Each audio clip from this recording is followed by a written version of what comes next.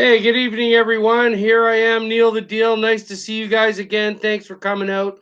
Always appreciate the views, the subscriptions, the notifications, the comments. Everything's been absolutely amazing. Now, tonight I understand my sidekick Graham won't be able to be with us tonight, so I'm just going to be with you guys.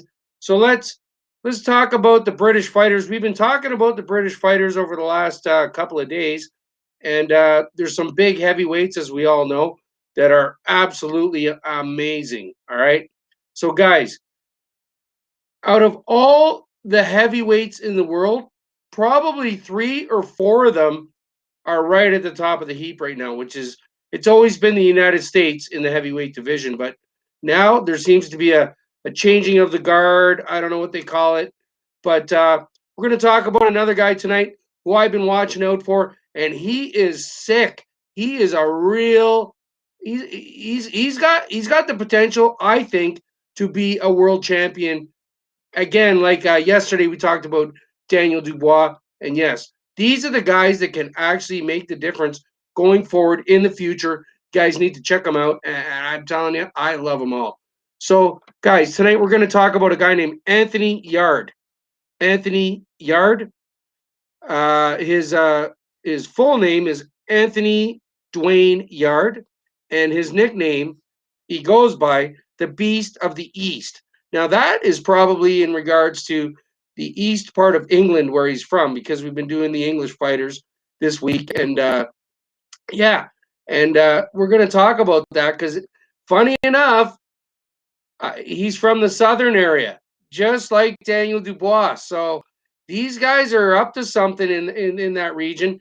They both trained at the same gym in their amateur days, and some now he's moved gyms, but we're going to talk a little bit about that. So he was born Anthony Yarde, born August 13th, 1991. He's 29 years old this year. He'll be 30. So, and he's from Hackney, London, in the UK. Hackney. He fights in the light heavyweight division, and he's ranked number 2. Check that out, number 2 in the world light heavyweight. All right. Before he was boxing, he was an amazing athlete. Apparently, he was basically a professional rugby player, but was injured, I guess, which ended that when he was younger. But he was an amazing rugby player. He played soccer. He played all the sports, and he was really good. So then he got into boxing, and funny enough, he started his boxing career kind of late for boxers. He started at 18 years old. All right. So let's go into his amateurs, guys. Check this out.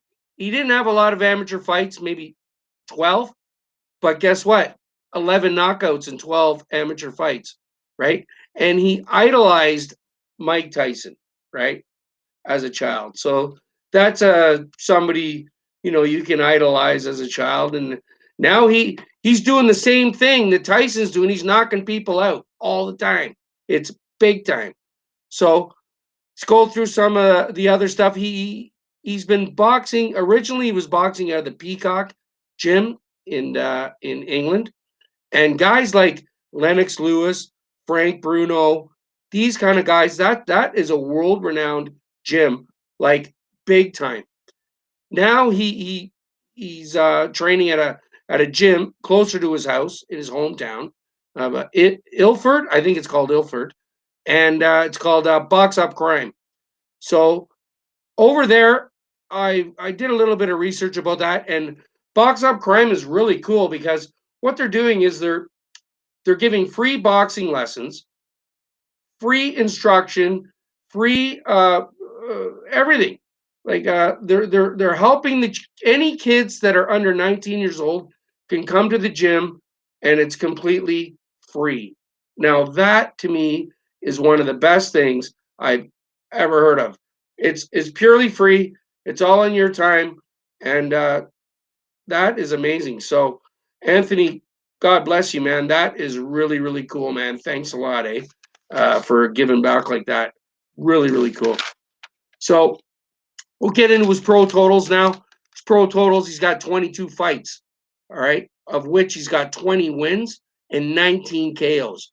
So that gives him a knockout percentage of like 95. So which is he's knocking everybody out. He did have two losses, and we'll talk about those going forward here, but and they were very recent. So I'm really hoping that that doesn't derail him, so to speak, because he's got the potential. He's a big guy, strong, fast, punches with power, both hands. His ring IQ, so they speak, is amazing. His defense is really good. Um, all I gotta say is he's something. He's somebody who could be in there. Like there's a bunch of these guys, so keep an eye on him. He turned pro at 18, like I said, in 2015, and he had a bunch of titles as an amateur. So we'll go over that. He won the Southern area again, light heavyweight title. Now, yesterday we talked about Daniel Dubois. He won the heavyweight title in the southern area of England, the UK. So they're basically those guys are from the same area, and yes, they do know each other, and yeah, they're working together. So that's really cool. In 2017, he won the WBO European light heavyweight title.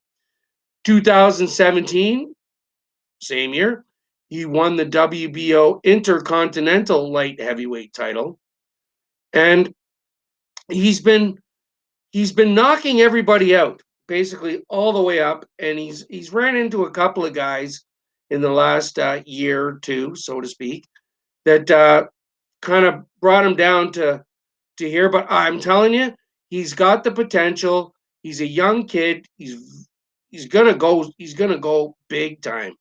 That's what I think. That's Neil the Deal. Anthony Yarde is gonna go big time. He's gonna get in there. His last fight was against a guy named Lyndon Author, and he lost his titles. He had a bunch of titles, Anthony, and he lost those titles. And then he fought Sergey Kovalev, right? Which we all know. Canelo recently knocked him out, and Kovalev is a big time fighter. So he lost to Kovalev, but that's good. You know, he needs to learn. He's young and he's moving up the ladder. So I'm definitely looking out for him. His last fight was the Arthur fight, December 2020. So I understand that he really wants a rematch, and hopefully this year he's going to get his wish because there's rumbling that yes he could be doing the rematch with Leiden, right? So I'm looking forward to it. These guys are big time. I'm telling you. There's going to be some movement in the light heavyweight division in the next year or two, and these are the guys that are going to be doing the job. So notable fights, I would say for sure was Yard against Sergey Kovalev. That was a big one.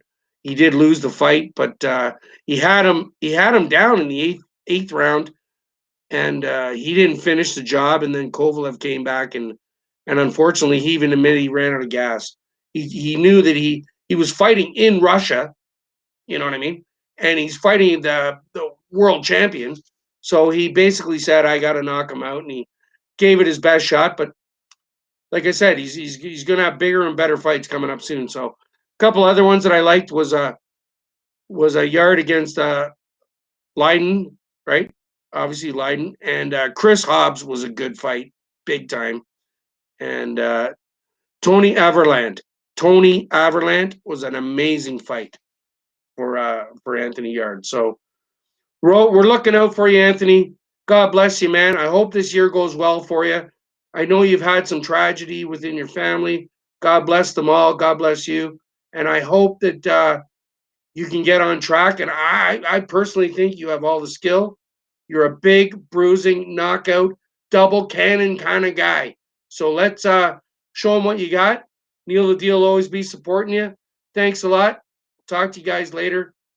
Always subscribe, like, share, whatever you guys want. I'm all good. We'll see you tomorrow, 7 o'clock. Thanks for coming out, guys.